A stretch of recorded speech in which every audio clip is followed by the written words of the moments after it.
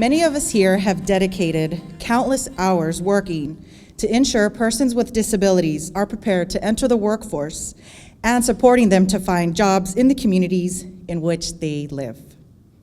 Some of the people joining us today include Deputy Governor Jim Henry, who was the former commissioner of the Department of Intellectual and Developmental Disabilities. Darren Gordon, Deputy Commissioner and Director of TennCare. Patty Killingsworth, Assistant Commissioner and Chief of Long-Term Services and Supports for TennCare. Gina Lewis, Deputy Commissioner and General Counsel, Department of Human Services. Evan Espy, Tennessee Council on Developmental Disabilities member. Now I'd like to introduce Debbie Payne, Commissioner of the Department of Intellectual and Developmental Disabilities. Thank you.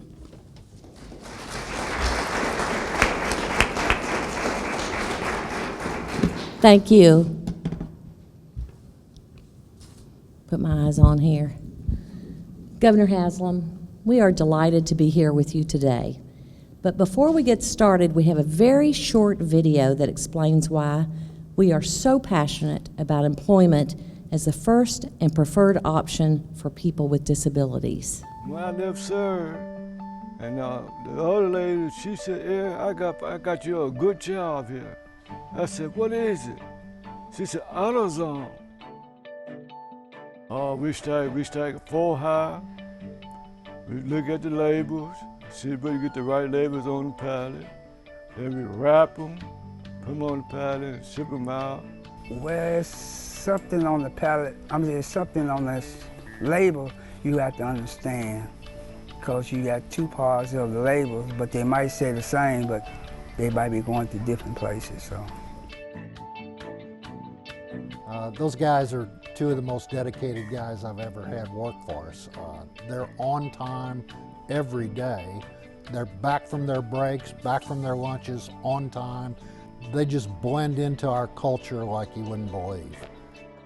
Employment First means that employment and community-based day activities are the first and primary option for persons that we support. We assist them in identifying employment opportunities or volunteer opportunities that are fully integrated in the community where they interact with people that do not have disabilities. Eric and William are a prime example of a community-based integrated employment opportunity. Not only are they interacting with people that don't have disabilities, but they're getting an opportunity to participate in activities that they do at work, such as that group exercise that they do to warm up before completing tasks. We don't hold them to any other standards than we hold everybody else. They totally keep up. In most cases, they're waiting for the next part. I told my mom, I said, "Mom, I got a good job. I got a good job." I told my daughter family. I said, "I wish y'all come out here and see my job, what I do every day." I'm proud. I respect them. They respect me, William. They say, we the best. We the best one they ever had. It took me a while to get where I'm at now, but I'm proud of myself, though. If someone would ask me, would you hire more people with disabilities? I actually look for that, yes. I think we definitely need to see more of the Eric and Williams across the state of Tennessee, and we need more Employment First pioneers such as serves paving the way towards Employment First in Tennessee.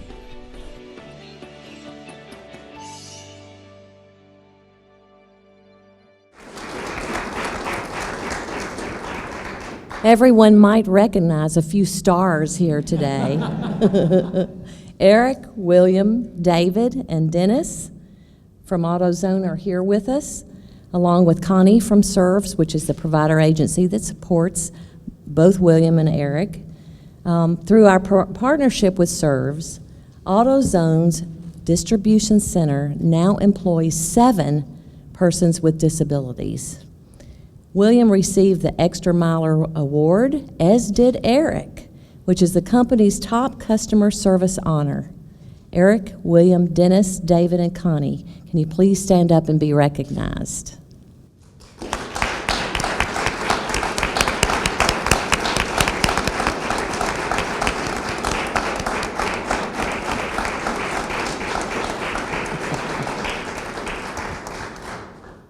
Governor, I can't think of a better time to present this report to you, as October is National Disability Employment Awareness Month.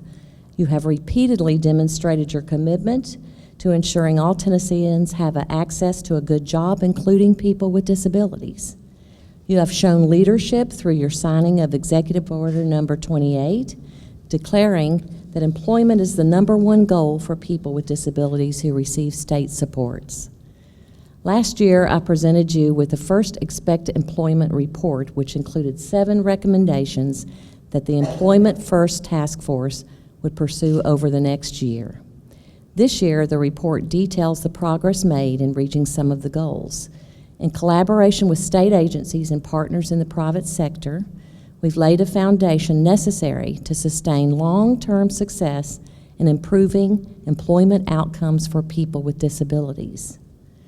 Briefly, progress includes executing a memorandum of understanding between state partner agencies to ensure a smooth transition from school to work or post-secondary education for youth with disabilities. Changes have been made to the state's Medicaid waiver to further incentivize employment as a first and preferred option for persons receiving supports, and we cannot go without recognizing TennCare for all the collaboration with DIDD and the stakeholders in the state of Tennessee. Expanding Project Search, which places youth and adults with disabilities as internships in 7 sites statewide, and awarding the first occupational diploma in the state of Tennessee.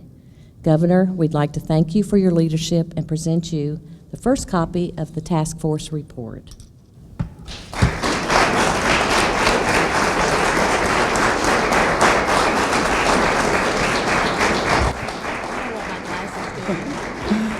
Thank you, Commissioner, and thank you for joining us. Eric and William, great job.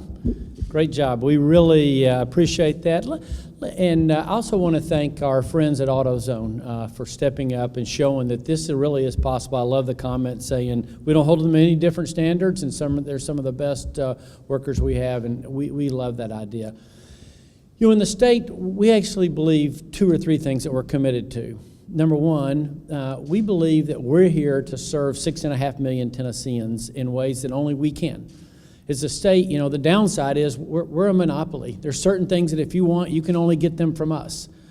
But we realize that, and so we want to make certain that we do that and that we do the services that we're responsible for in the very best way possible. And I love it when I see a program like this that is doing 2 or 3 things. It's creatively thinking, how can we expand our impact?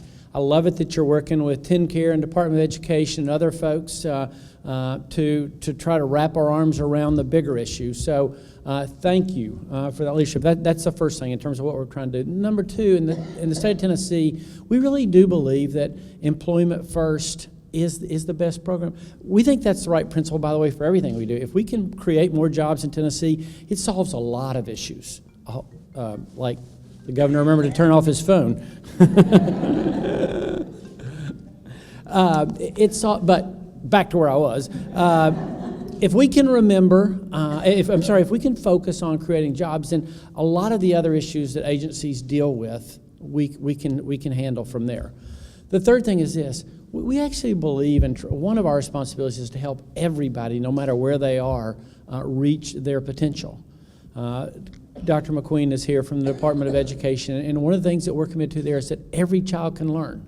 Regardless of their background and circumstances, that every child can learn, and to say that some kids can't, we're just not going to accept. And we think the same thing about adults. To say that some adults can't fill in the blank, we're just not going to accept that in Tennessee. So, Commissioner, thank you very much. I look forward to reading this. You know, when I'm on the back end of my term here, so I've served about 5 years and have 3 years to go. And one of the things that I'm committed to is making certain we don't let up in any way.